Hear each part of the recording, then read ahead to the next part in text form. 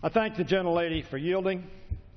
I want to thank Chairman Rogers and Ranking Member Lowey for bringing this bill to the floor in a very timely fashion. Mr. Speaker, Congress is coming together today to support loan guarantee authority for Ukraine that will be in stabilizing its economy and showing Ukraine's people that the United States stands with them. I view this as a first step in what hopefully will be a series of actions to support the people of Ukraine, including I.M.F. ratification authority. I also support, Mr.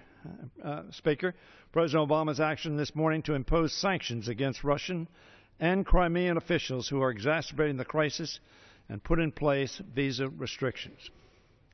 Mr. Chairman, I chaired the Commission on Security and Cooperation in Europe from 1985 to 1995.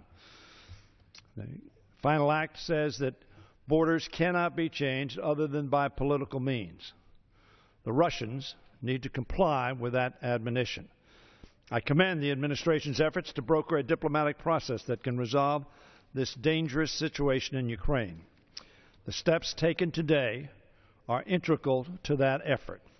We will stand, hopefully, as one in this Congress on behalf of this bill. Russia has violated the sovereignty and territorial integrity of Ukraine in its unlawful and unwarranted military occupation of Crimea and its threats against the government in Kiev. I do not purport to say this is a simple situation that we confront. I would commend to my colleagues an article by Henry Kissinger in today's Washington Post.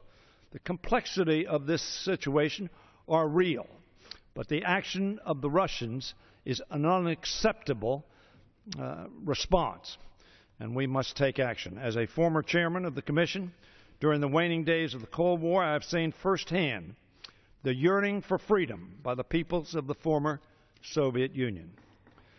I have 10 additional seconds. The gentleman is recognized for an additional 1 minute. There are deep linguistic and political divisions within Ukraine. Frankly, that is true of many other countries as well. Democracy, by its nature, provides an avenue to overcome those differences through peaceful cooperation and dialogue. That is what must prevail in Ukraine, and what must guide all parties forward. Not force, not intimidation, and not separatism. The United States remains committed, Mr. Speaker, to standing with all the people of Ukraine as they seek the better future they deserve.